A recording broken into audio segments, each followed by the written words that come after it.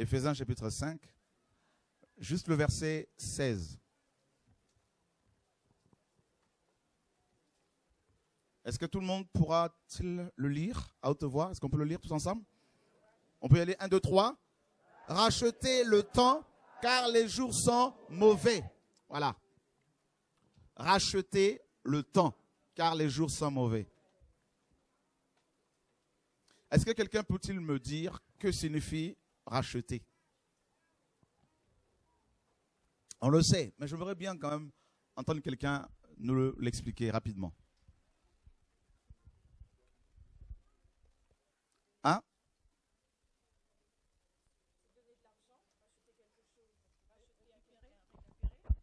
Comment? Récupérer. Ok, récupérer. On ne peut racheter que quelque chose qui t'appartenait. Nous sommes d'accord? Ok. Il est dit que le Seigneur nous a rachetés. Pourquoi? Parce qu'avant, on lui appartenait. Avant la chute de l'homme. Adam avait été créé fils de Dieu. À cause du péché, il a perdu cette identité de fils. Et par la suite, Dieu va s'incarner pour le racheter. D'accord? Donc, si Paul, ici, demande aux chrétiens, bien sûr poussés par l'Esprit, de racheter le temps, cela signifie que le temps leur appartenait. Le temps appartenait aux hommes. Et effectivement, ce temps-là, c'est quoi exactement? C'est l'éternité.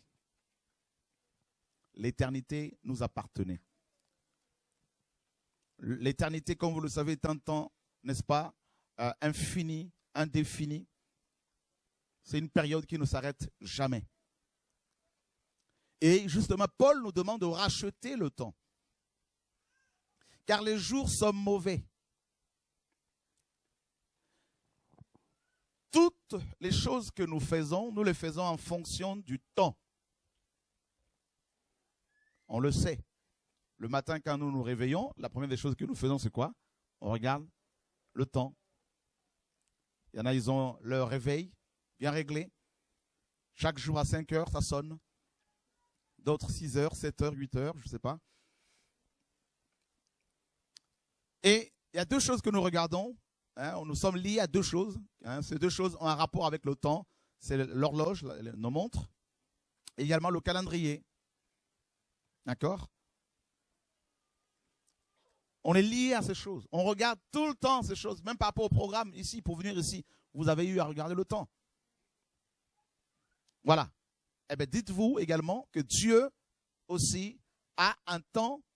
Il a arrêté des choses, hein, des programmes qui doivent se réaliser à des époques bien définies, bien arrêtées. Et il y a deux types de temps. Le premier temps, c'est le temps où la durée de notre parcours terrestre. Et Psaume 90 nous dit que la durée d'une vie terrestre est de combien? 70 ans, et pour les plus robustes, c'est 80 ans. D'accord? Ceux qui vont au-delà, ils ont vraiment une grâce. Donc, ça on le sait, vous le savez, si vous avez 60 ans, selon la Bible, il vous reste 10 ans de vie. Je ne veux pas nous choquer, hein? Alléluia! Ok. Vous allez dire, mais qu'est-ce qu'il nous raconte? Il veut déjà nous expédier à la tombe? Non, c'est pas moi qui le dis. Gloire à Dieu. Alors, nous sommes dans Psaume 90, justement.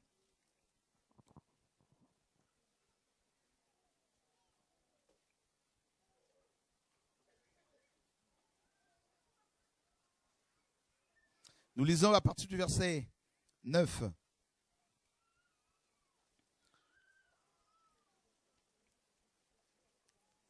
Tous nos jours disparaissent par ton courroux. Nous voyons nos années s'évanouir comme un son. Les jours de nos années s'élèvent à 70 ans et pour les plus robustes à 80 ans. Et l'orgueil qu'ils en tirent n'est que peine et misère car ils passent vite et nous nous envolons. Waouh! Donc, je disais bien qu'il y a deux types de temps. Le premier ici, c'est le temps de notre parcours terrestre. Nous sommes missionnaires, voyageurs sur la terre. Et je voudrais nous rappeler, parce qu'on a tendance souvent à l'oublier, qu'à chaque fois que ceux qui fêtent par exemple leurs anniversaires, à chaque fois que vous soufflez sur vos bougies, vous devez vous dire que c'est comme ça aussi que Dieu va souffler sur la lampe que nous sommes, que vous êtes. À chaque fois que vous soufflez sur ces bougies, dites-vous que vous, au lieu de vous réjouir, vous devez au contraire vous poser les bonnes questions parce que vous vous rapprochez un peu plus de la tombe. Donc, nous faisons un voyage que j'appelle un voyage tombal. D'accord? De la naissance à la tombe. C'est un voyage. Et tout au long de ce voyage, il y a beaucoup de turbulences, des zones de turbulence, d'accalmie, tout ça. Si tu as 50 ans, il te reste 20 ans.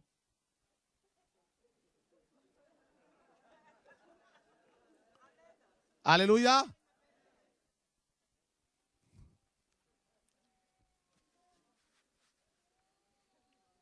Alors, ne dites pas oui, non, mais moi j'ai 20 ans, donc j'ai encore du temps. Non, il faut aussi faire attention parce qu'il y a beaucoup d'aléas, hein, les aléas de la vie. Tout peut arriver. Vous avez vu tous ces avions qui tombent? Ah, ces gens-là, il y en a parmi eux, ils sont très jeunes, hein, ils étaient très jeunes. Voilà. Alors, il est dit aussi dans Psaume 39. Psaume 39, j'aime beaucoup ce passage. Nous lisons à partir du verset 4. Mon cœur brûlait au-dedans de moi, un feu intérieur me consumait, et la parole est venue sur ma langue. Yahweh, dis-moi, quel est le terme de ma vie? Quelle est la mesure de mes jours? Que je sache combien je suis fragile. Voici, tu as donné à mes jours la largeur de la main, et ma vie est comme un rien devant toi. Tout homme, oui, tout homme debout n'est qu'un souffle. Voilà. Dieu, dis-moi quel est le terme de ma vie, quel est le nombre de mes jours. C'est important de le savoir.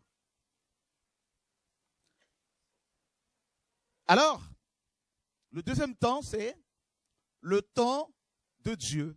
Le temps, n'est-ce pas, prophétique. Et dans ce temps prophétique, nous avons, n'est-ce pas, les derniers jours, on en a parlé à la télé, et le temps des nations. Nous avons aussi, n'est-ce pas, le jour du Seigneur, le jour de Yahweh, le jour où Dieu va intervenir ouvertement pour mettre de l'ordre dans les affaires des hommes. Et la vision que le Seigneur m'a donnée est une vision prophétique. Et je vous assure qu'il y a beaucoup de frères et sœurs qui ont appelé pour dire, mes frères, on a eu la même chose. Cela veut dire que dans le temps de Dieu, minuit correspond à l'apostasie. Minuit correspond, mes amis, en fait, à l'apogée du péché. Et regardez bien dans Matthieu 25. Regardez bien, écoutez bien l'enseignement. À quel moment, à quelle heure de la nuit l'époux était intervenu? À quelle heure? À minuit. Maintenant, vous allez me dire, mais oui, mais le Seigneur a dit que personne ne connaît ce jour. Je suis d'accord, c'est écrit. N'allez pas non plus commencer à calculer, ça fait minuit moins 3, ça fait combien d'années? Ce n'est pas ça, parce qu'on ne le connaîtra jamais. Mais simplement, Dieu nous fait comprendre qu'il est presque minuit dans son horloge. Et c'est terrible. Pourquoi minuit? Pourquoi Dieu va-t-il intervenir à minuit? Pourquoi l'époux va-t-il venir à minuit pour prendre l'épouse? Il y a plusieurs raisons. La première, quand on regarde sur le plan humain, minuit, n'est-ce pas, est une période au cours de laquelle le sommeil devient tellement profond que si l'on vous secoue, l'on vous réveille comme ça, vous allez avoir du mal à vous lever. Minuit.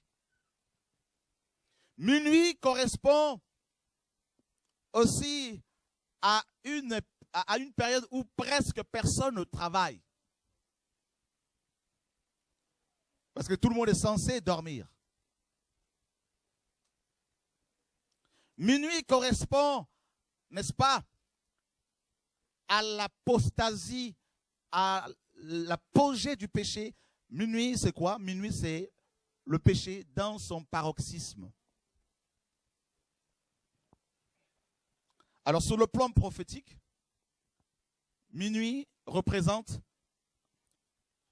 des lois impies qui sont de plus en plus votées et promulguées, à des couples qui se brisent,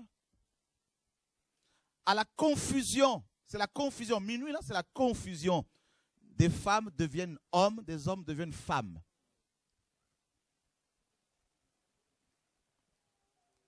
Et c'est notre génération. Nous sommes dans une génération qui voit émerger le troisième genre. On nous a appris à l'école qu'il y avait deux genres, genre masculin et genre féminin. Et aujourd'hui, on a dit qu'il y en a trois. Et l'Allemagne est le premier pays européen à voter cette loi. L'Inde également. Nous sommes dans une génération où beaucoup de femmes ne sont plus à leur place. Elles sont devenues des hommes. Parce que la loi veut cela.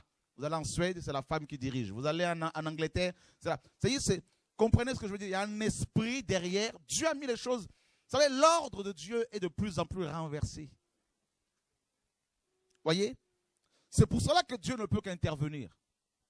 Pourquoi Yeshua, le maître, dans la parabole de 10 vierges, n'est-il pas intervenu à 18h? Pourquoi pas 19h? Pourquoi minuit? Parce que minuit, c'est vraiment le paroxysme de la nuit, du péché, de la confusion. J'ai reçu un couple il y a quelques jours. Ils m'ont amené leur enfant pour la prière. Un enfant malade. Le Seigneur me dit, cet enfant est malade, c'est à cause d'eux.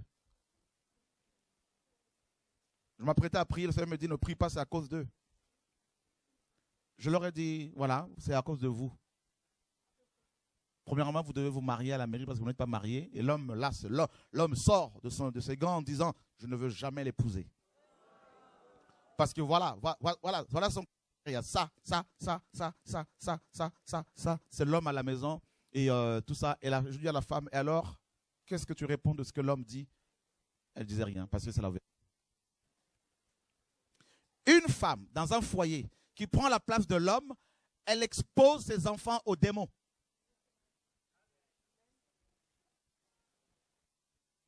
Vous devez être enseigné selon la Bible. Écoutez bien la parole.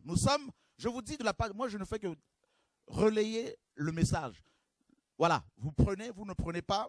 Je ne parle pas forcément à ceux qui sont ici parce que c'est le monde entier qui suit. Le reste, quand le maître va revenir, chacun aura des comptes à rendre pour lui-même. Notre génération a donné la clé de la gestion des choses aux femmes. Vous allez dans toutes les mairies en France, vous avez le buste de Marianne. C'est la femme.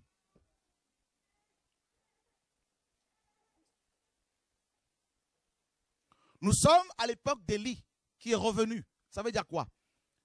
À l'époque d'Élie, Akab, le roi Akab, avait cédé sa place à Jézabel.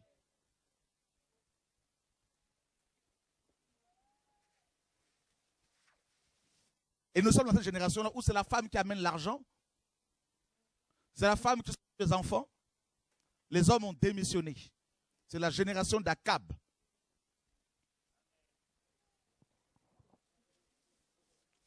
Écoutez, hein. Beaucoup vont rester, ne rigolez pas. On n'a plus de temps. On n'a plus de temps.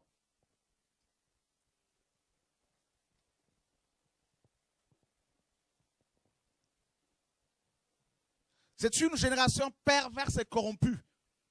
Si vous voulez comprendre minuit encore selon la Bible, prenez la génération d'Akab. Regardez bien.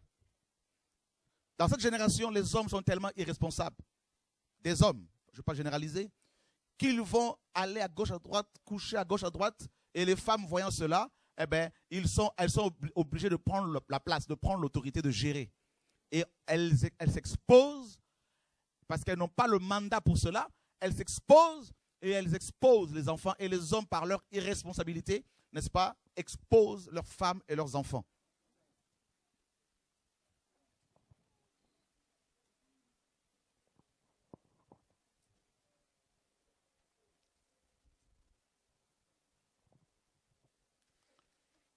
C'est cette génération-là. On est à minuit presque, je vous dis, 3 minutes c'est rien. C'est fini ça. Minuit, comme je le dis, c'est la confusion. Prenez l'époque d'Akab et Jézabel. C'est Jézabel qui a amené la religion. Akab, à Kéra ou à Shéra en Israël de manière officielle. Regardez, Akab a voulu avoir le jardin, le potager de Naboth. Naboth a dit quoi? Il a dit à Akab, je ne céderai jamais l'héritage de mes pères. Et quel est notre héritage à nous qui sommes chrétiens aujourd'hui? C'est cette parole-là, le fondement des apôtres. Vous avez vu comment Jézabel veut que nous cédions cet héritage? Regardez Jézabel, la génération de Jézabel. Vous allez comprendre le message prophétiquement. Ce message concerne d'abord les enfants de Dieu. Ce n'est pas tout le monde. Regardez, prophétiquement. Dieu crée Adam et Ève, un homme et une femme. Il dit à Adam, vous ne mangerez pas de ce fruit, sinon vous mourrez. Et regardez, Ève est venue, elle a pris le dessus. Bravé l'autorité de Dieu, l'ordre de Dieu, les commandements de Dieu, elle a pris ce fruit et qu'est-ce qu'elle a fait? Elle a donné à son mari. C'est la génération depuis la chute de l'homme. C'est comme si le monde avait été livré à une déesse.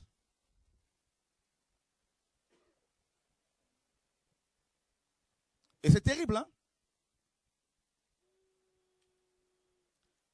Et c'est cet esprit, ce démon qui a la forme d'une femme, qui va gérer le monde. Sémiramis avec Némérode, Isis, Osiris, Marie, la mère de Dieu. Vous avez vu, on place la femme au-dessus, la mère de Dieu. Ça veut dire que si Dieu a une mère, donc cela veut dire que sa mère est plus importante que lui, alors que ce n'est pas le cas. Dieu n'a pas de mère. Vous voyez comment on a sacrifié le monde à une déesse. C'est ça.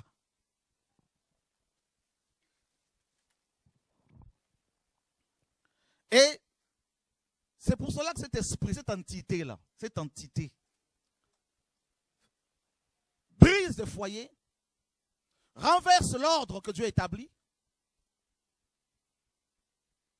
Quand Jézabel est arrivée en Israël, elle a pris la place d'Akab, elle a rasé, elle a renversé, n'est-ce pas, les prophètes de Yahweh, au point où il fallait les cacher, 100, 50 dans une grotte, 50 dans une autre, par Abdias. Jézabel a été effacé et c'est Jézabel qui était en scène.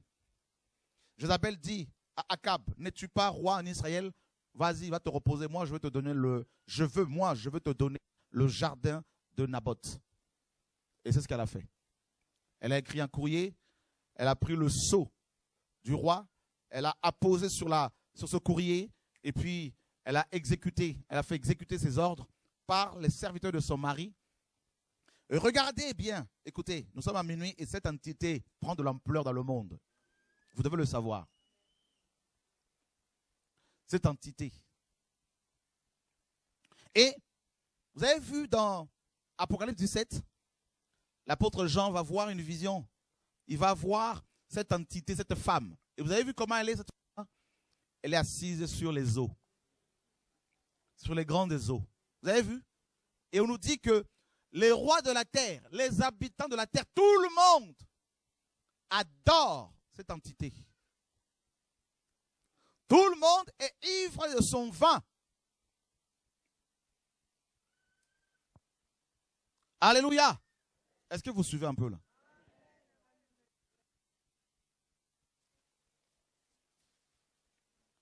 Regardez. Vous savez pourquoi Dieu s'est incarné? Et vous n'avez pas compris. Regardez, le premier Adam a cédé sa place à la femme qui est devenue comme une espèce de Jézabel pour gérer le monde. C'était Ève qui gérait. L'homme comme un homme, 100% homme, et créer une nouvelle Ève qui allait être soumise. Et cette entité qui a pu Ève ne s'est pas laissée faire. Elle s'incarne en la personne de la femme d'Apocalypse 17. C'est-à-dire la religion apostate, l'église apostate à la forme d'une femme, eh bien, brise de couple. Regardez bien quand Dieu appelle un prophète, et s'il se marie avec la mauvaise femme, c'est la femme qui va prendre des décisions. C'est la femme qui va aller au devant, c'est elle qui va prendre des décisions. Regardez bien. L'homme est derrière. C'est Ève, la première Ève.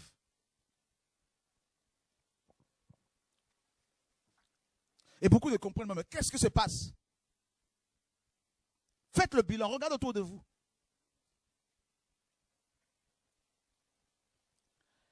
Et nous sommes en train de vivre actuellement l'émergence. Nous voyons l'émergence de cette femme, cette entité. La mère de la terre, la princesse, la reine du monde.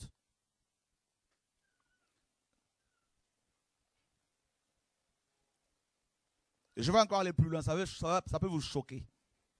Il y a une vision que Dieu vient de me donner ici, là, pendant que je vous parle. J'ai vu toute la terre dans le sexe de cette femme.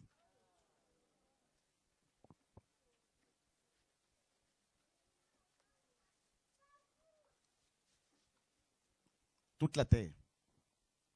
Je l'ai vu avec des clés. Elle ferme, elle ouvre.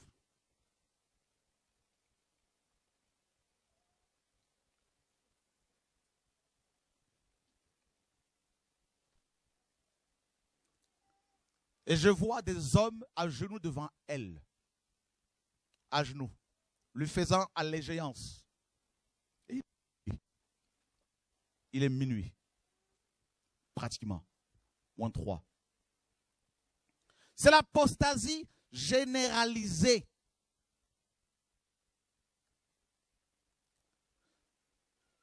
Cette entité veut que le genre féminin domine sur toute la terre. Vous avez vu comment beaucoup d'hommes s'habillent aujourd'hui, comme des femmes? Vous avez la mode aujourd'hui, ça tend plus vers le genre féminin. Vous avez vu ça? Voilà. C'est cette entité qui est à la base de cela. Vous devez comprendre le temps prophétique. Que Dieu nous envoie des prophètes pour nous éclairer aussi. Voilà. Cette femme gère la mode. Vous avez vu des hommes qui commencent à porter des sacs pour femmes? Voilà, c'est cette entité qui est derrière. Et beaucoup de chrétiens ne comprennent pas. Qu'est-ce qui nous arrive? Mais il est presque minuit, frère. Le maître est plus loin. C'est Apocalypse 17 qui s'est accompli sous nos yeux.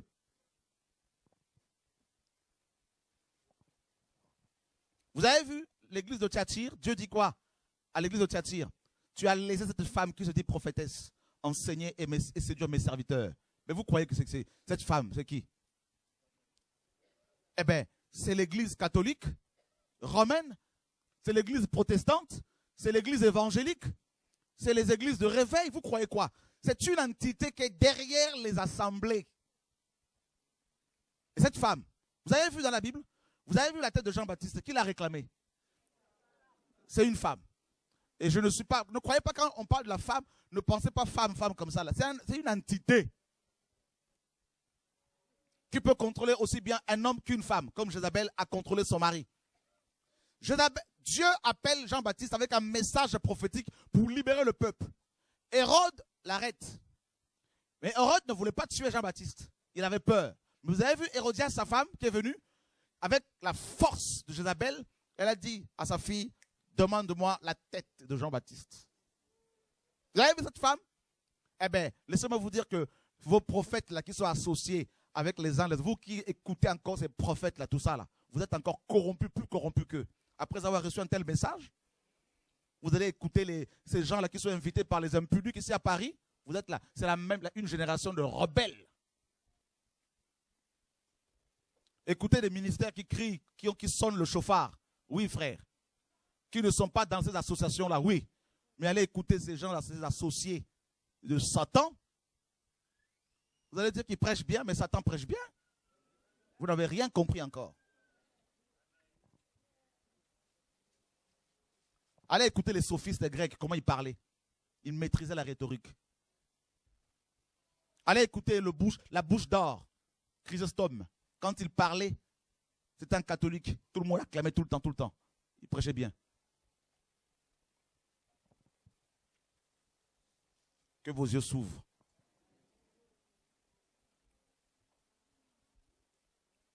Oh, que Dieu nous aide.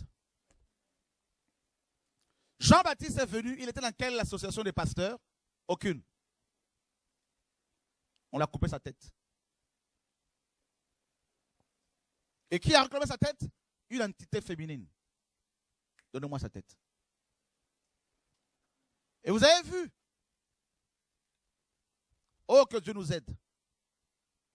Vous avez vu cette femme décapiter les premiers chrétiens qui prêchaient la croix? Cette église catholique romaine? Et qui est l'entité qui gère cette église? C'est la Marie, mère de Dieu, soi-disant. C'est la Diane des Éphésiens, comme vous le savez. Parce que c'est en 431 après Jésus-Christ que Marie a été proclamée au concile d'Éphèse, en 431. C'est là qu'elle a été proclamée la mère de Dieu. Vous savez pourquoi? Ils ont remplacé le nom de Diane par Marie. C'est une entité féminine qui gère cette église romaine. Et cette église romaine, vous savez qu'est-ce qu'elle fait? Elle récupère tous ses enfants. Toutes ces dénominations qui sont sorties d'elle. Protestantisme, évangélique, tout ça, là, pentecôtiste, tout ça, là, ça récupère tout le monde. Dans une seule et même, mes amis, association. C'est pour cela que si vos pasteurs si vous êtes dans une assemblée où le pasteur est dans une association des pasteurs, une association, une fédération, vous devez savoir qu'il y a la semence de cette femme, ce démon qui est là. Vous devez prendre vos enfants, vous sauver rapidement là. De là.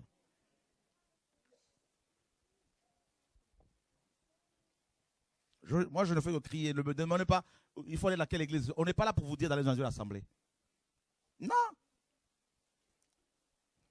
Si Paul était aujourd'hui ici, vous pensez que Paul serait dans une association invité par des païens pour aller prêcher avec des pasteurs païens?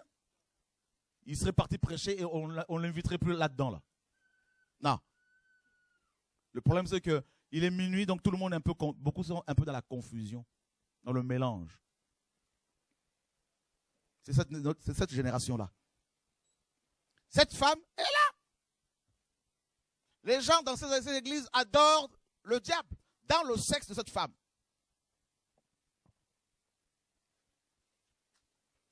Et son rôle, son but, c'est de tuer les prophètes. De lapider les prophètes.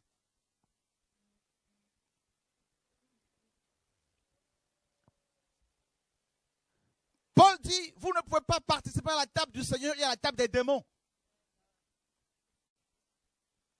Vous ne pouvez pas prendre le repas du Seigneur avec les impies.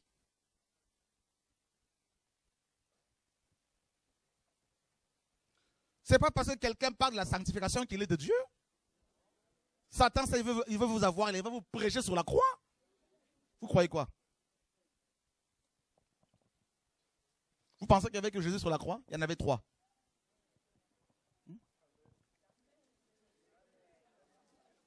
Il veut parler sur la croix. Mais ce n'est pas Jésus, c'est le malfaiteur là. Hein? On est dans la confusion. Satan, quand il a attaqué Jésus, quand il a tenté, est-ce qu'il est venu avec le Coran? Il a dit, il est écrit. Il a pris le psaume 92 là-bas, il s'est écrit, il enverra ses anges. Saute. Les chrétiens d'aujourd'hui, parce qu'il est minuit, c'est la confusion, ils diraient, ah ben il connaît la parole, donc il est de Dieu. Je saute.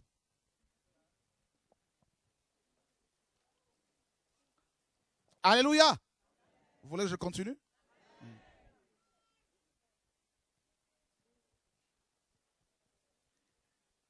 Cette femme est assise sur la bête écarlate. La bête, on le sait, c'est le gouvernement mondial, c'est l'Europe, Et vous avez vu l'Europe, Europa, cette femme, elle est assise sur quelle bête? Sur une bête. Vous n'avez pas vu ça? Mais tout est sous vos yeux. Vous voulez quel temps? On est dans ce temps bizarre, dans ce temps dernier, ce temps de la fin. Qui savait que Europa est une femme assise sur une bête? Ben voilà, c'est Apocalypse 17, c'est sous vos yeux. Nous sommes dans le 4e empire. Nous sommes dans un temps critique. Vous n'avez pas vu le nombre de pasteurs qui portent des soutanes aujourd'hui? Ben oui. La femme, là, elle récupère ses enfants.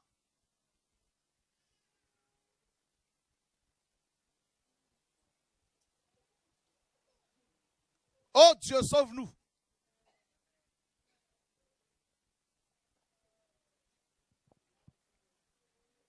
Oh, je suis prophète. Les prophètes véritables d'aujourd'hui, là, ce ne sont pas ceux qui viennent prophétiser matin, midi, soir. Dieu m'a dit qu'il va te bénir, tout ça. Ce n'est pas ça être prophète. Être prophète, c'est dire aux gens quel temps il fait. En quel temps nous sommes, en quelle saison. Vous savez, les prophètes, ils sont comme des soleils, comme des étoiles que Dieu a placées pour marquer les époques. Regarde, quand Dieu les envoie, ils marquent leur époque. Ils ne disent pas aux gens, suivez-nous. Jamais les prophètes. Ils ne disent pas aux gens, allez dans telle église. Ce n'est pas ça être prophète. Les prophètes, ils sont solitaires. Ils ne sont pas dans un groupe de prophètes quelque part, en costume et cravate, dans des associations, tout ça, là, on va se rencontrer, manger ensemble, se taper sur l'épaule, se congratuler. Ce n'est pas ça être prophète. Ils sont dans les grottes, ils se cachent, ils sortent, ils crient, on cherche leur tête, on les traite de tout le nom, faux prophète, gourou, tout ce que vous voulez, mais ils n'ont qu'un seul message, Yeshua. Un seul message.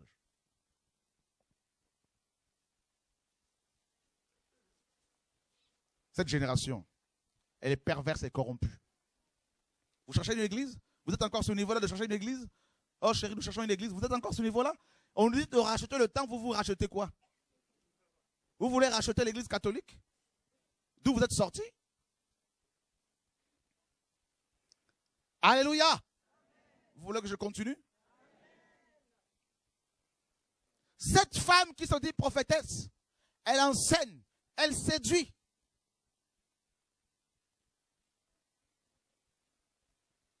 Mes serviteurs pour qu'ils mangent les viandes sacrifiées aux idoles. Vous savez ce que c'est, ces viandes? On le sait, hein? Quand on vous vend des CD de chrétiens, là, des chantres, là, tout ça, là, ce sont des viandes sacrifiées aux idoles. Voilà. Quand on vous vend des concerts payants, là, tout ça, là, ce sont des viandes aux idoles. Je vais encore aller plus loin encore. Quand on vous fait croire qu'il faut faire une action de grâce avec l'argent, alors que dans les Écritures, là, l'offrande d'action de grâce, là, c'est pas ça. C'est l'offrande de paix. Ce n'est pas l'offrande d'action de grâce. Tout ça, là, ça a été déformé. Tout ça, il faut rectifier. Ce que Dieu nous demande. Ce n'est pas l'offrande d'action de grâce. L'offrande de paix, shalem, dont la base est shalom. Ce n'est pas action de grâce. Quand on vous dit, le dimanche, c'est le jour du Seigneur, ça, c'est une viande sacrifiée aux idoles. Constantin sacrifiait ce dimanche à son Dieu, à un démon. Sacrifice aux idoles. Vous mangez ça depuis des années, là, tout ça. On a mangé ça. Quand on vous dit payer la dîme, vous serez béni. Viande, sacrifice aux idoles. Ça, vous le savez. Alléluia.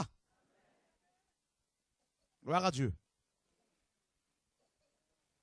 Quand on vous dit soyez des champions sur la terre avec la Bible. Soyez des champions. Vous êtes des champions. Viande, sacrifice aux idoles. Quand on vous dit d'envoyer le feu chez les sorciers pour qu'ils soient consumés, viande sacrifiée aux idoles. Quand on vous parle des liens familiaux tout le temps alors que vous êtes chrétien, viande sacrifiée aux idoles. Quels liens familiaux? Quand on vous parle de la Trinité, Dieu le Père d'un côté dans son coin, Dieu le Fils de l'autre, Dieu le Saint-Esprit ailleurs, sur le trône, il y en a combien? 3 ou un seul être? Eh bien, tout ça là, viande sacrifiée aux idoles. Voilà. Un Dieu a 3 têtes. Et en fonction de son humeur, vous cherchez la tête qui vous convient pour... Hein? Tout ça là. Voilà le temps dans lequel nous sommes. Un temps de confusion. Vous avez vu comment les jeunes s'habillent aujourd'hui, les hommes s'habillent aujourd'hui? Vous allez voir un homme habillé, vous allez dire c'est une femme. Quand vous allez voir son visage, c'est un homme. La confusion, on ne sait même plus qui s'habille comment, qui doit s'habiller comment. C'est la confusion. Vous avez vu ça? Vous avez vu ces jeunes femmes habillées avec des culottes qui arrivent ici, là, mes amis, des caleçons qui arrivent ici? Djinn, on appelle ça djinn aussi. C'est la confusion. Vous avez vu ça? Mhm.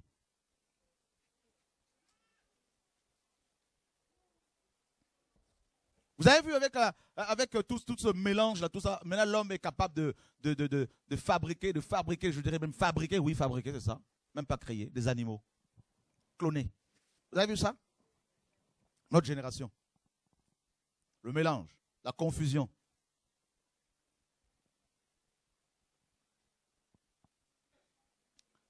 Ésaïe 5:20 nous dit, le bien est appelé mal, le mal est appelé bien.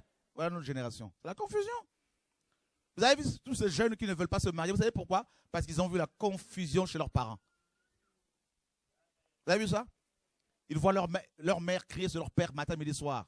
Voilà ces femmes qui ne cessent de crier sur leur mari matin, midi, soir. La confusion. Ces hommes qui crient tout le temps. La confusion. C'est notre génération.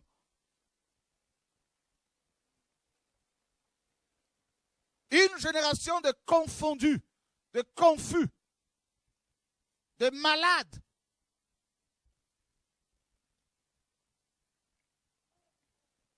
Voilà le temps dans lequel nous sommes.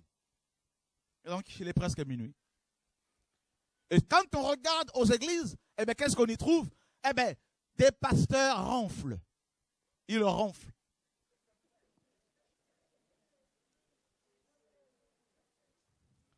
Sentinelle, quelle heure est-il dans l'horloge de Dieu? Ça dort. Qu'est-ce qui prouve qu'ils dorment? Ben, parce qu'ils sont tout le temps attachés à la terre. Donnez, vous serez bénis, vous allez voir. Oh, la bénédiction arrive sur vous. Et vous aimez ce message aussi. Prêche, papa, prêche, mon frère. Vous rigolez? C'est comme ça que vous êtes. Beaucoup. Je vous dis. Vous sortez d'ici, vous allez manger encore. Hein, allez manger encore de coloquines sauvages parce que vous aimez qu'on vous caresse dans le sens des poils. Oui.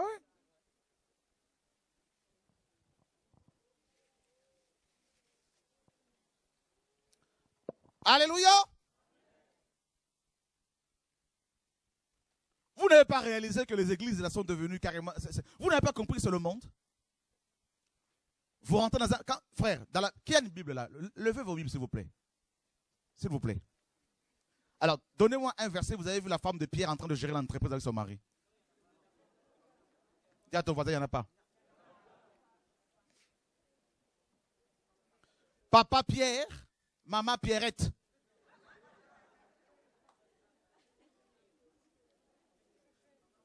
Papa Pierre prêche, maman Pierrette compte les offrandes. Alléluia! Vous voulez que je continue? On a encore 4 mois, 5 mois ici. Là. Oh Dieu, sauve-nous.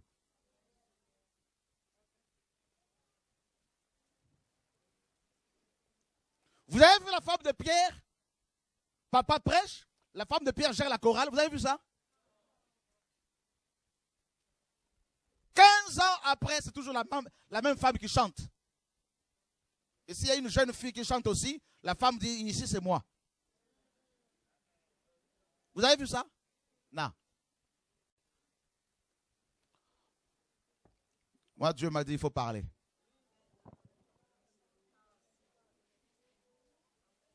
Dis à ton voisin, Dieu lui a demandé de faire ça. Et si tu n'es pas d'accord, va voir Dieu. Alléluia!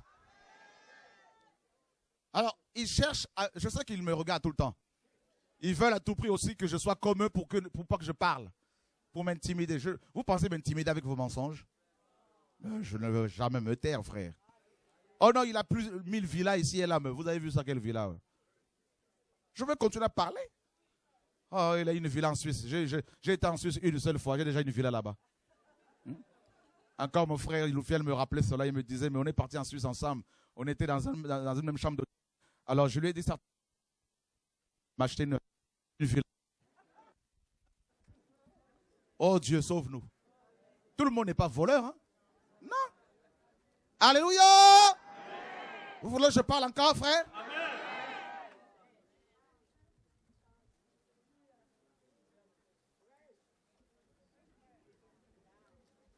Il est dit dans la Bible que l'insensé, le fou, quand il marche dans la rue, il appelle tout le monde fou, fou, fou. Donc, quand quelqu'un vole l'argent du Seigneur, pour lui, tout le monde est voleur. Voilà. Dieu aide-nous. Dieu m'a dit dans cette génération, il faut que tu parles. Quand il m'a donné cette vision, quand je me suis réveillé, j'ai compris que je dois encore crier. Je vous dis, c'est pas fini encore. Il y en a, ils pensaient que j'allais partir avant. Et non, Dieu m'a dit, crie encore. Il est presque minuit. Les gens ronflent. Allez voir les cinq sages, les 5 femmes sages là. Allez les voir. Ça dort. Pourquoi? Parce que l'époux tarde à revenir. Et ça dort. Pourtant, elles sont sages. Hein? C'est-à-dire, elles craignent Dieu. Les folles n'en parlent même pas. Ça ronfle bien comme il faut. Et les folles, vous savez les folles, les 5 folles, elles paraissent tellement TTS, très très spirituelles. Tous les dimanches, c'est des femmes, elles se maquillent tout le temps. Si vous allez aux Antilles, vous allez voir ces femmes, elles sont bien endimanchées, elles ont des tenues terribles. Chapeau, tout ce que vous voulez, elles sont habillées en blanc, parfois. Vous allez en Haïti, toutes elles sont en blanc là. Elles vont à l'assemblée pour prier. Vous allez au Congo, 40 degrés, ils sont en costume et cravate. Même s'il n'y a pas l'argent, mais il faut quand même trouver un petit costard à quelque part, même à 5 $, même si ça pend dans tous les sens, là, mais c'est pas grave, c'est le costard pour le jour du Seigneur. Tandis que l'homme de Dieu, lui, son costard vient de la Suisse, vient de l'Italie, donc il y a une sacrée différence, mais c'est pas grave, tout le monde est content parce que tout le monde est en costard. Parce que c'est la maison de Dieu, alors que les anges ne sont même pas en costard.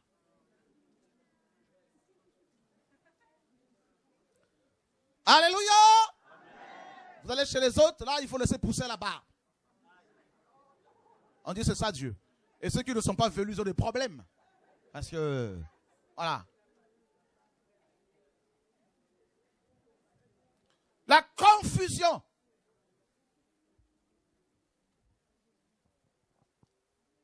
La confusion. Alors, ils prennent des noms très attrayants. Montagne de feu. Quand tu entends ça, tu dis certainement sur la montagne, il y a le feu.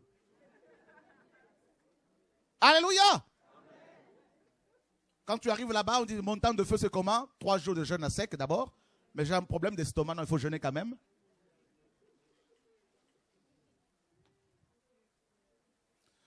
Combat spirituel. Alors quand tu entends ça, tu dis, ah ben comme je suis combattu, je dois aller combattre spirituellement là-bas. Voilà. Église Elim. Vous savez, Elim, sur le désert de Sinaï, il y avait une station qui s'appelait Elim. Il y avait 12 palmiers. Alors quand tu entends Elim, église Elim, oh, certainement, il y a beaucoup d'eau à boire là-bas. Quand tu arrives là-bas, non, il n'y a pas d'eau, c'est des eaux amères. Église évangélique, la manne cachée. Ah ben si elle est toujours cachée, ça ne sert à rien d'aller là-bas. Voilà. Alléluia! Amen. Vous voulez que je continue, frères et sœurs? Amen.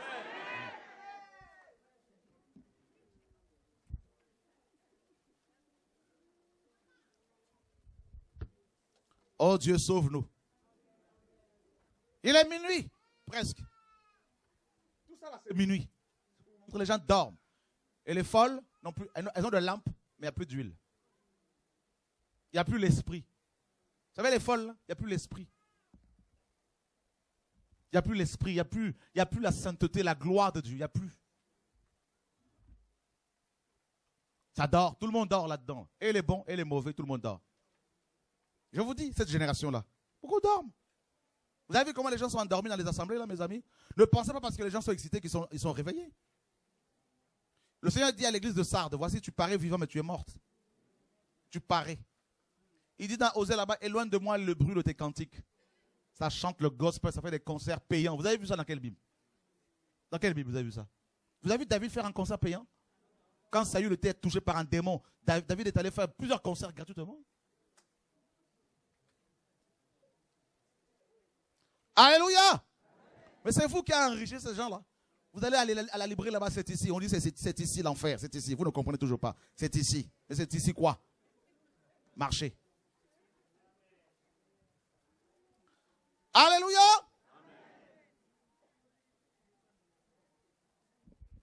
CLC, librairie chrétienne pour Lucifer. Et vous allez faire quoi? Qu'on porte plainte, il n'y a pas de souci. Je vais expliquer tout ça au juge. Vous savez, quand on était à travail, quand on a porté plainte contre nous là, par le maire, là, on était dans tous les tribunaux ici. Hein. Les frères et sœurs étaient là, on criait dehors. Ah oui, frère. Ah oui. Il faut crier. On dit à minuit, on cria. On n'a pas dit à minuit, on a caressé. Imaginez, vous dormez profondément, quelqu'un arrive à votre oreille, parce que quand on crie là, c'est à l'oreille. Ça va vous boucher l'oreille. Réveille-toi!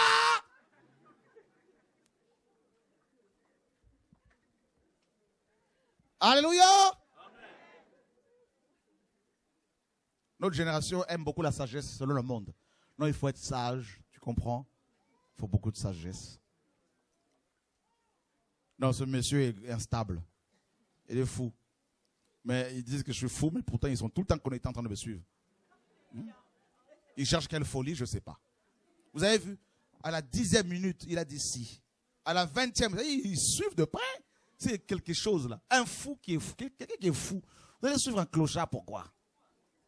Il est fou là. C'est parce que quelque part là, vous êtes interpellé par le Seigneur. Alors il faut la repentance. Dis à ton voisin, il est presque minuit. Je ne suis pas théologien. Dieu ne m'a pas dit, je ne suis pas prophète, apôtre, docteur, je ne sais pas quoi. Il m'a dit, va crier. C'est tout ce qu'il m'a dit. Il ne m'a pas dit, entre dans une association des pasteurs. Il ne m'a pas dit ça. Il m'a dit, tu cries, tu t'enfermes. Il ne m'a pas dit de bâtir une église, de prendre une grande salle pour vous remplir encore du monde. Non, vous ne m'appartenez pas. Vous appartenez à Jésus. Ceux qui sont du Seigneur, il y en a, ils appartiennent à Satan. Ça, c'est leur problème. Ils sont là. Sorciers. La nuit, hier, ils ont volé. Ils sont revenus ce matin. Je sais. Vous rigolez, mais ils sont là. Ils font des sorties astrales, on sait.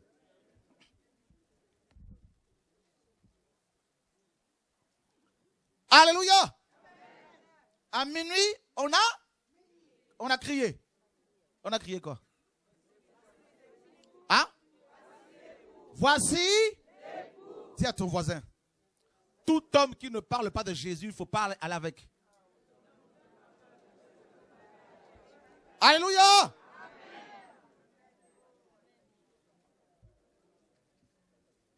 À minuit, on a crié. Voici l'époux. Donc, selon la Bible, le Seigneur va revenir à minuit, pas minuit selon les hommes. À une époque où il y aura tellement le bazar sur la terre, et c'est le cas aujourd'hui. À un moment où... Regardez, frère, regardez la Bible. On en a parlé samedi dernier. À chaque fois que Dieu était descendu dans les Écritures, à chaque fois que l'homme avait atteint, n'est-ce pas, de sommet dans son péché, dans sa rébellion, Dieu descendait. D'accord? Vous avez vu Moïse? Il était sur la montagne de Sinaï. Et le peuple s'est corrompu, hein, au pied de la montagne. Et Dieu va dire quoi? Descends, car ton peuple est corrompu. Le fait que Moïse était descendu comme ça, le fait qu'il descende comme ça, est l'image du retour de Yeshua. Yeshua va redescendre. Pourquoi? Parce que les églises, la plupart des églises se sont corrompues. Elles se sont fabriquées des veaux d'or.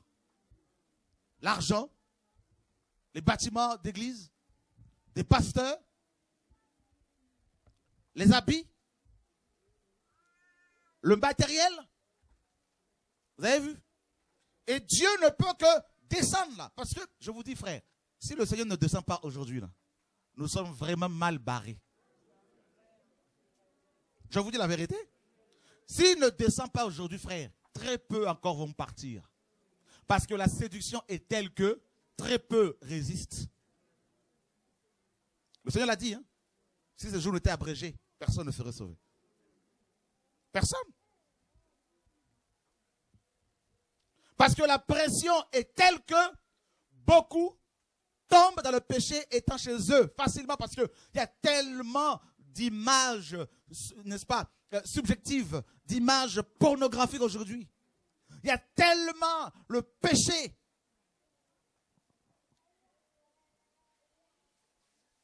Chacun prêche pour sa paroisse. Très peu prêchent pour amener les gens à Dieu.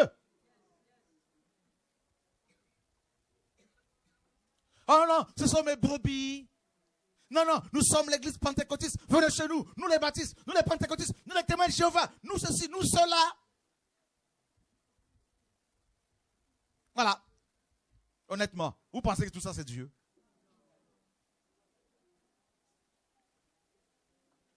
Donc, le Seigneur me dit qu'il revient plus vite qu'on ne le croit. Plus tôt qu'on ne le pense.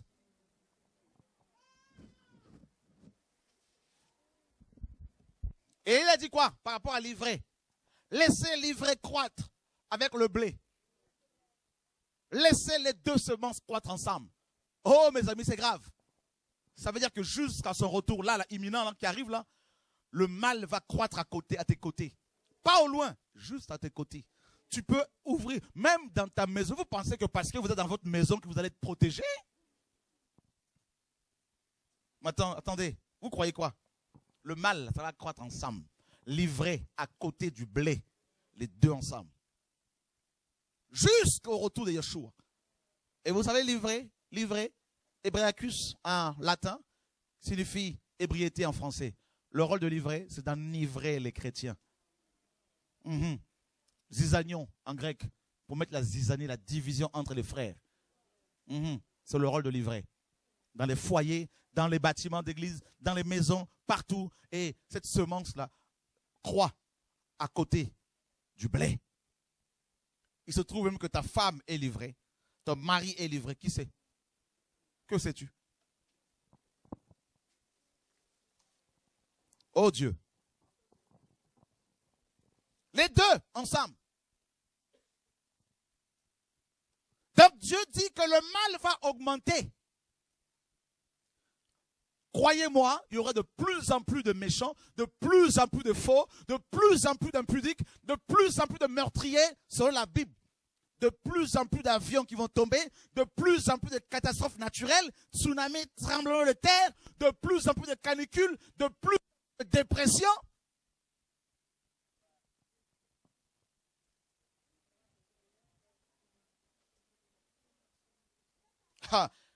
Attachez-vous, hein, les turbulences ne font que commencer.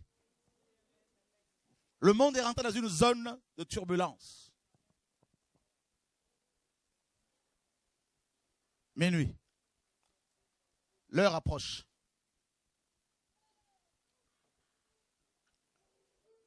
Et le Seigneur ira racheter justement le temps. Cela veut dire quoi? Plus de distractions. Écoutez bien, chrétiens, écoutez-moi, s'il vous plaît. J'ai choisi et je choisis qui peut venir chez moi à la maison. Vous ne devez plus laisser les gens qui ne sont pas avec le Seigneur venir chez vous. Vous êtes tellement mélangés. Vous savez que ce monsieur n'est pas avec Dieu.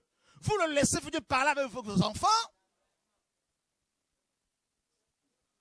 Abraham se séparait d'avec Lot. Dieu lui dit, sépare-toi. Plus minuit approche, plus les 20 enfants du royaume doivent se séparer d'avec le mal, frères et sœurs. C'est ça l'évangile. C'est pas moi qu'on acclame, c'est le Seigneur qu'on acclame, frère. On peut acclamer encore Jésus-Christ.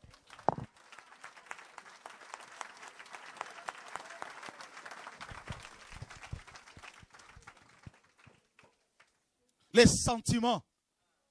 Oh, ça fait des années qu'on se connaît. Ça fait des années. Ah oui, ça fait des années. Minuit arrive là, à continuer comme ça là. La mauvaise compagnie corrompt les bonnes mœurs. Choisissez.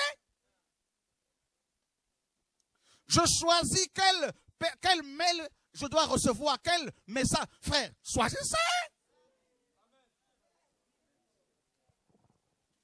Jusqu'à quand allez-vous boiter encore? Si Baal est Dieu, allez avec Baal. Il n'y a pas de rapport entre la lumière et les ténèbres. Choisissez maintenant.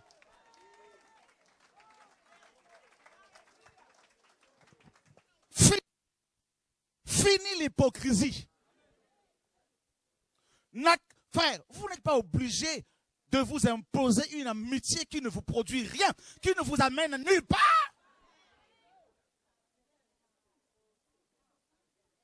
Josué a dit, choisissez qui voulait servir. Moi et ma maison, nous servons l'Éternel. C'est à toi de choisir. C'est ça aussi, racheter le temps.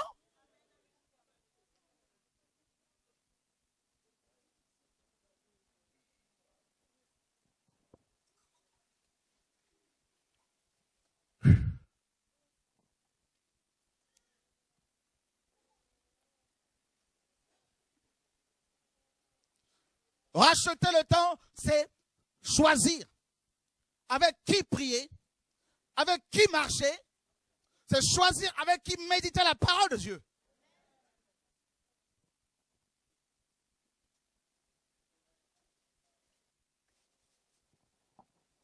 Racheter le temps, c'est de se réveiller, de se conformer à ce que Dieu dit. Parce que les guerres, là, il va en avoir de plus en plus. Je vous dis, ça va exploser encore entre Israël. Vous savez, ça va exploser entre Israël et la Palestine. Ça va de plus en plus, mes amis, alléluia, exploser.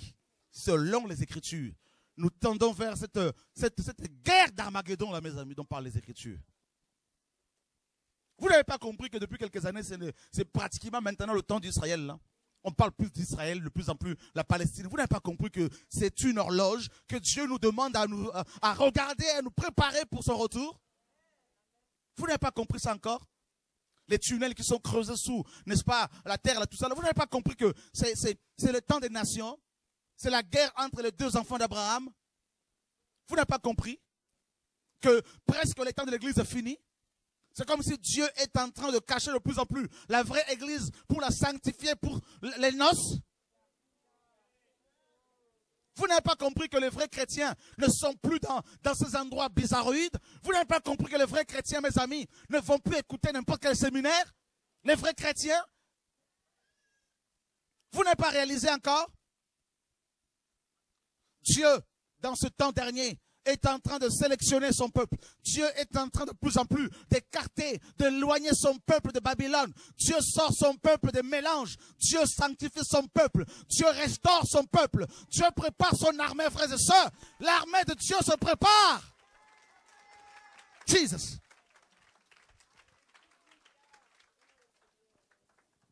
Oh, ma joie est grande. Parce que notre chéri d'amour, frère, avec son épée, est en train de nous détacher de nos liens, de nous détacher de nos, alléluia, des sentiments de ce monde, nous détacher de la terre. Il est en train de nous alléger, frères et sœurs. Et on sera de plus en plus rejeté, lapidé, traité de faux prophètes, traité de tout le nom, frères et sœurs, exposé sur la toile. Mais Dieu se réjouit parce que son armée se prépare pour les grandes noces, les noces de l'agneau. Jesus. Le fils d'Issachar, dans 1 Chronique 12, 32, maîtrisait, connaissait le temps, avait le discernement du temps, sur le temps, pour dire à Israël ce qu'il devait faire. Nous sommes comme les fils d'Issachar, dont le nom signifie Yahweh donnera un salaire. Il donnera un salaire. Yeshua revient pour nous donner notre salaire, frères et sœurs, le double salaire. Alléluia. Le salaire de notre persévérance, frères et sœurs. Mais avant son retour, des prophètes vont se lever. Des messagers et de messagères vont se lever. Dieu donne une parole. Le nombre de messagères qui sont, alléluia, envoyés, mes amis, est très, très, très important. Dieu envoie une parole sur la terre et des femmes et des hommes sont touchés, convaincus par cette parole pour devenir des messagers et des messagères. Voilà ce que Dieu veut. L'heure n'est plus à chercher les églises. L'heure n'est plus à courir après les pasteurs, les hommes de Dieu. Vous êtes des hommes et femmes de Dieu, vous aussi. L'heure n'est plus, frères et sœurs, alléluia, à chercher des médiateurs. Il y a un seul médiateur entre Dieu et les hommes. Jésus-Christ de Nazareth. C'est lui le véritable Dieu. Alléluia. Jesus Christ. Alléluia.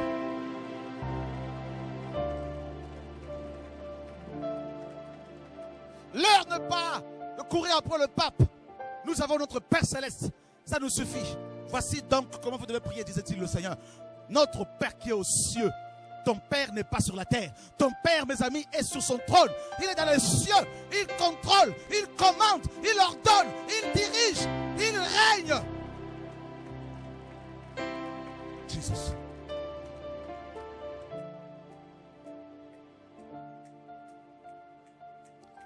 Une armée nouvelle, une armée préparée dans les coulisses par le Père. Ces hommes et ces femmes qui sont sanctifiés. Ils sont comme Phiné. Ils sont comme Moïse. Ils sont comme Abraham. On les traite de tout le nom. De fous, d'idolâtres, de magiciens, d'illuminés. Mais ils ne s'arrêtent plus sur ces épithètes. Ils savent ce qu'ils veulent, ils sont amoureux. Ils sont habillés dignement. Ce ne sont pas des femmes qui exposent leur corps ici et là. Non, frère, non, pas du tout. Ce sont ces femmes de Dieu habillées décemment, qui cherchent la sainteté, comme Sarah, qui craignait Dieu. Oui, les jours sont mauvais. Les jours sont mauvais. Mais Yeshua, frère, il revient. Et je vous dis, enfants de Dieu, il y a un réveil de véritables enfants de Dieu. Et ces sages qui se réveillent, prennent leur lampe. C'est ça le réveil. Quand on se réveille, on fait un retour à la parole. On commence à obéir à la parole. On commence à méditer la parole. On commence à méditer profondément la parole, plus qu'avant. On ouvre sa Bible, on va prendre du temps pour la lire, la méditer, comprendre l'évangile. Et on va commencer à régler sa vie selon la parole de Dieu, non selon les hommes de ce monde. On va commencer à vivre sa vie selon la parole. On va commencer à prendre ses enfants et à les rassembler autour de la parole. On va commencer à jeûner, à prier, à témoigner autour de lui, autour de soi. Et on va allumer sa lampe. Le réveil, c'est le fait de prendre l'huile et de l'utiliser pour la lampe. Le réveil, c'est le retour à la vie de l'Esprit de Dieu. Ce n'est plus à une vie complètement conduite, réglée selon les hommes. Mais c'est l'Esprit maintenant qui va conduire ta vie. S'il te dit, lève-toi à minuit, tu vas prier. Tu vas te lever pour prier. Alléluia! Jesus Christ! Oh! S'il te dit, tu vas jeûner, non lundi comme d'habitude, mais c'est le mardi, tu obéis. S'il te dit, aujourd'hui tu ne sors pas parce que je te veux dans ma présence, tu ne sors pas. La vie de l'Esprit de Dieu. Oh mon Dieu. La vie de l'Esprit te permettra de vivre, de remporter beaucoup de batailles, beaucoup de victoires. L'huile.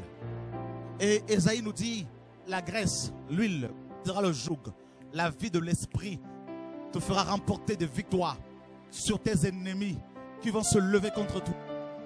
Ils sortiront contre toi par un seul chemin et ils s'enfuiront devant toi par 7 chemins. La vie de l'Esprit, l'Esprit va tellement te saisir qu'il sera répandu sur ta famille, sur tes enfants, sur ton père, ta mère, tes frères et sœurs, tes cousins, tes cousines. Quel que soit ton âge, l'Esprit te saisira. L'Esprit te donnera des visions, des songes que tu avais le jour de ta conversion. L'Esprit te donnera des prophéties sur les frères et sœurs, sur les nations, sur les politiques. Dieu te parlera, t'en fera parler aux hommes de ce monde.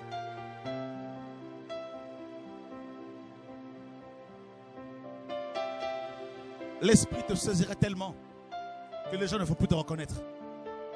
Toi qui étais timide, tu vas reprendre ton épée. L'épée que tu as reçue quand tu t'es converti. Tu vas retrouver ton bâton.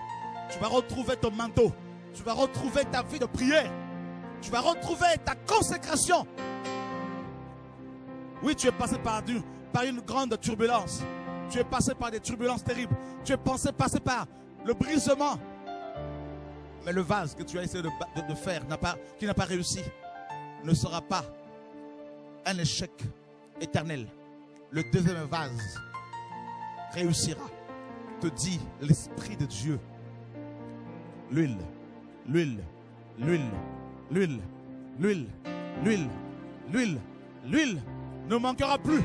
L'huile ne te manquera plus. L'huile, femme, femme, ma fille, ma fille, ma fille. L'huile apportera la guérison. Tu verras des sidéens guéris. Tu verras des cancéreux guéris. Tu verras des gens condamnés par la médecine être guéris par l'imposition de tes mains. Au nom de Yeshua.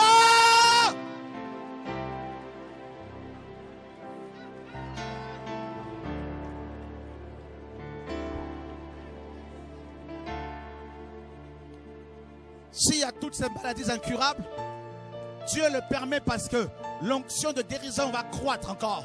L'onction de délivrance va croître encore. L'onction de délivrance, de miracle va s'accroître dans ton ministère, dans ton foyer, dans ta famille, dans ta...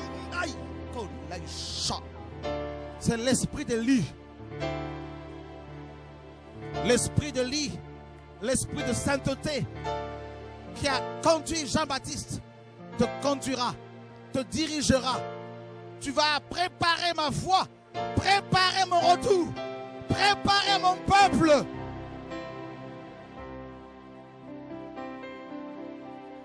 Dieu a une armée qui n'a pas fléchi les genoux devant Baal. Ma fille, la sorcellerie ne peut rien contre toi. Sache-le. Ils ne peuvent rien contre toi, les sorciers, ni contre ta famille.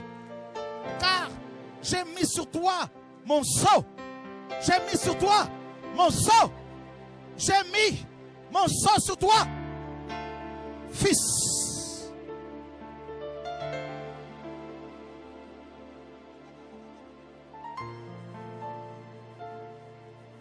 Je ferai la différence désormais entre mes enfants et les enfants de ce monde par la sainteté de mon esprit.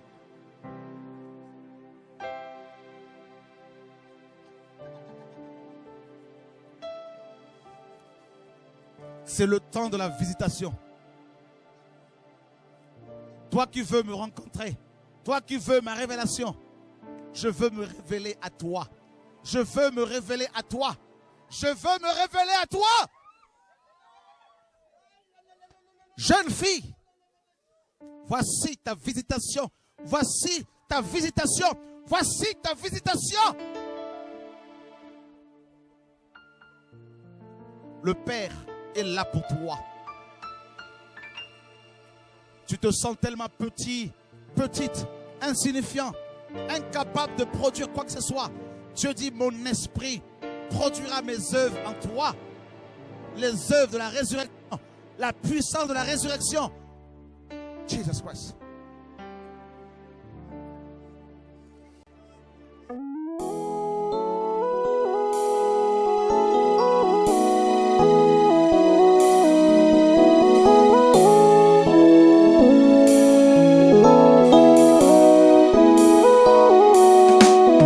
Jésus viendra nous chercher, puis sa venue est proche. Réveillons-nous du sommeil de nos inquiétudes. Il viendra nous chercher pour la nouvelle Jérusalem, où il n'y aura plus les soucis de ce monde. Je combattrai le bon combat de la foi. Je veux achever la course. Oui, je garderai la foi. Car la couronne de justice m'est réservée auprès du Père. Je veux persévérer avec Jésus pour le voir un jour. Il viendra. Jésus viendra nous chercher.